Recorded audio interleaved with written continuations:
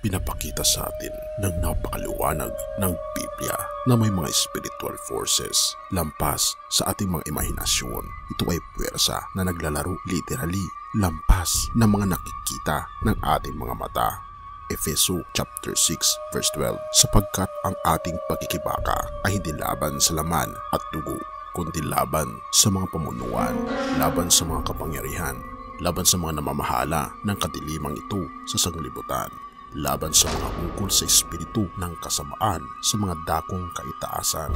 Si Apostol Pablo ay gumamit ng napakaraming mga termino para ipaliwanag kung sino nga ba ang totoong kalaban, ang kalabang espiritual. At ang isa sa mga lesson na ating matutunghayan na binabanggit sa banal na kasulatan ay may mas marami pang nangyayari sa likod na literal na mundo kung tayo ay tutungo sa espiritual na mundo na hindi nakikita ng ating mga mata.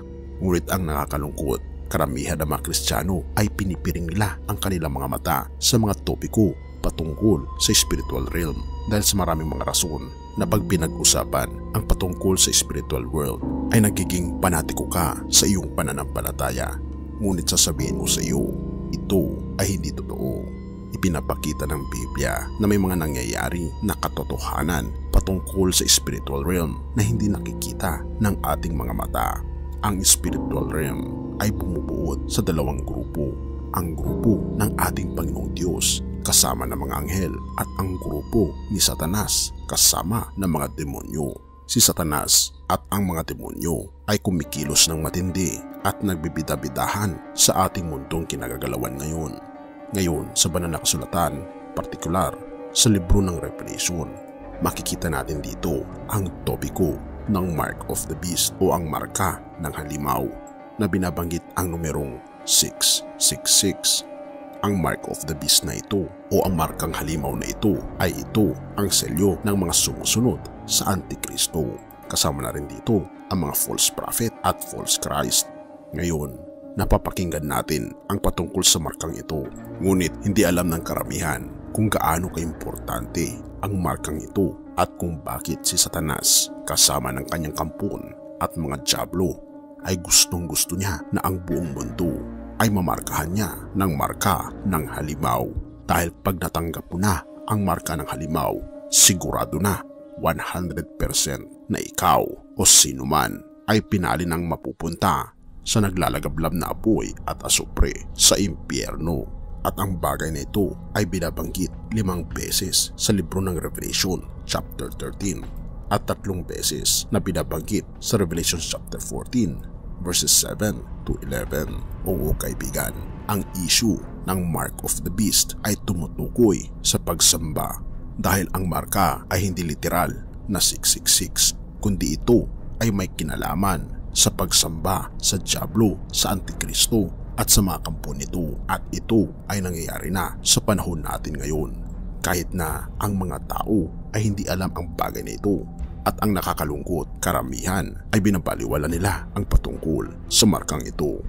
Ang issue ng Mark of the Beast kasi kaibigan ay hindi dito nagsisimula, kundi nagsimula ito noong unang panahon pa. Para maintindihan natin ito, ating balikan ang patungkol sa kasaysayan ng pagkakahulog ni Lucifer, the fall of Lucifer. Isaiah chapter 14 verse 12 to 14. Nahulog ka mula sa langit, ikaw na tinatawag na tala sa umaga. Ibinagsak ka sa lupa, ikaw na nagpasuko ng mga bansa. Sinabi mo sa iyong sarili, aakyat ako sa langit at ilalagay ko ang aking trono sa itaas ng mga bituin ng Diyos.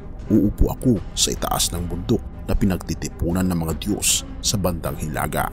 Aakyat ako sa itaas ng mga ulap at magiging gaya ng kataas-taasang Diyos. Ganito ang banggit ni Lucifer na ngayon ay tinatawag na Satanas na dumadaya sa buong mundo.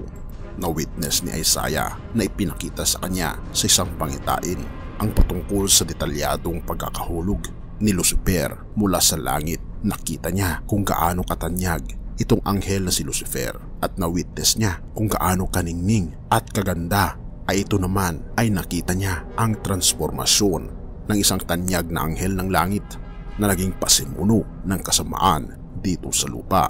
Ipinakita ng ating Panginoong Diyos kay Prophet Isaiah ang patungkol sa kayabangan ni Lucifer, sa kanyang disobedience at pagmamahal ng matindi sa kanyang sarili. Gayon din ang kanyang matinding pagrerebelde.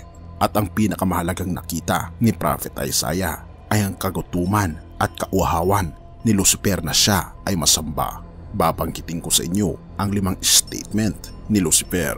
Una, aakyat ako sa langit. Pangalawa, ilalagay ko ang aking trono sa itaas ng mga bituin ng Diyos. Pangatlo, uupo ako sa itaas ng bundok na pinagtitipunan ng mga Diyos sa bandang hilaga. Pang-apat, aakyat ako sa itaas ng mga ulap. Panglima, ako ay magiging gaya ng kataas-taasang Diyos. Itong 5 statement ni Lucifer ay nagpapahiwatig lamang at nagpapakita lamang sa atin na gustong-gusto talaga ni Lucifer na siya ang sasambahin at hindi ang ating Panginoong Diyos. Kaya naman hanggang sa panahon natin ngayon ay ito ang ginagawa ni Lucifer. Gusto ni Lucifer na ibalin natin ang ating atensyon sa mga bundong mga bagay, ang mga bagay na nagpapasaya sa atin, ang mga bagay na hindi pumupuri sa ating Panginoong Diyos. Hindi man natin direct na sinasamba si Lucifer ay makikita natin na ang mundo ay inaaliw niya tayo. Pinapasaya ang ating mga mata, pinaparamdam sa atin ang buhay sa piling ng makalaman na pagnanasa. Kung ating mapapansin, nung si Jesucristo ay tinukso ng diablo, ang una niyang tukso ay gawing tinapay, ang bato. Ang unang tukso sa atin ng mundo ay ang mga makalaman na mga pagkain na sumisira sa ating katawan. Binabanggit sa banal na kasulatan na ang ating katawan ay templo ng banal na espiritu.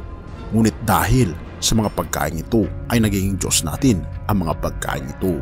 Pangalawang tukso, tinukso ni Satanas ang ating Panginoon na tumalon mula sa itaas ng bundok at sinabi pa niyang siya ay sasaluhin ng mga libo-libo niyang mga anghel.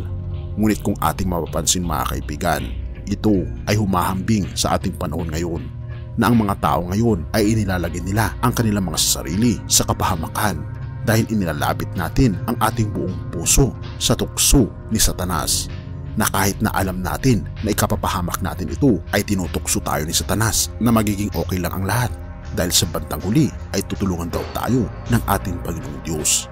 Ngunit nais ng ating Panginoon na huwag natin ilagay ang ating sarili sa presensya ng mga tukso na sisira sa ating pagkatao. At pangatlo, tinukso ni Satanas ang ating Panginoong Diyos na ibibigay niya ang lahat ng kaharian sa mundo basta siya lamang ay pupuri sa Kanya. Kung ating mapapansin, si Satanas ay tinutukso niya ang bawat isa na tayo ay sasamba sa Kanya sa pamamagitan ng pagiging sakim sa salapi. Hindi maibigin sa ibang tao, pagkus maibigin sa kalayawan sa mundo at maibigin sa sarili. Maibigin sa mga tagumpay ng mundo, hindi sa tagumpay ng kasama ang ating Panginoong Diyos. Maibigin sa pansariling kagustuhan, hindi sa kagustuhan ng ating Panginoong Diyos. Tunay nga na tayo ay walang karapatan sa langit kung ito ang ating ginagawa, kaibigan. Ngunit paano nga ba malalabanan si Satanas? Kung ating mababasa kung paano nilabanan ng ating Panginoong Jesucristo si Satanas ay sa pamamagitan ng Biblia na binabanggit niyo doon, nasusulat, huwag mong tuksuhin ang iyong Panginoong Diyos. Makikita natin dito na tayo ay anak ng ating Panginoong Diyos at huwag tayong matakot na banggitin sa diablo na siya ay umalis sa ating piling at makakamtan lamang natin ang kalakasan kung tayo ay nag-aaral ng banal na kasulatan at kung tayo ay magpapasakop sa kagustuhan ng ating Panginoong Diyos. Kaya naman kaibigan, nais ng ating Panginoong Diyos ngayon na lumapit tayo sa Kanya at humiling ng kalakasan sa Kanya, pag-aralan ang Kanyang mga banal na salita upang tayo ay makakasurvive sa huling kapanahunan. Dahil kaibigan, kapit lang, malapit na ang pagdating ng ating Panginoong Jesucristo. Hindi na ito ang oras para bumitaw sa pananampalataya, kundi ito ang oras para kumapit ng mas mahigpit sa pananampalatayang ating nasilayan buhat sa Diyos. Purihin ang ating Panginoong Diyos at salamat kaibigan sa iyong panonood. Tayo'y manalangin. Ama naming banal, makapangyarihan naming Diyos, humihiling kami sa inyo ng kalakasan. Tulungan po kami, gabayan po kami at ibigay sa amin ang kalakasan na tanggihan ang tukso at ang kasalanan at tulungan kami na hindi matanggap ang marka ng halimaw, kundi aming nawang matanggap ang marka ng katotohanan, ang selyo ng aming Panginoong Diyos mula ngayon at magpakailanman sa pangalan ni Jesus. Amen.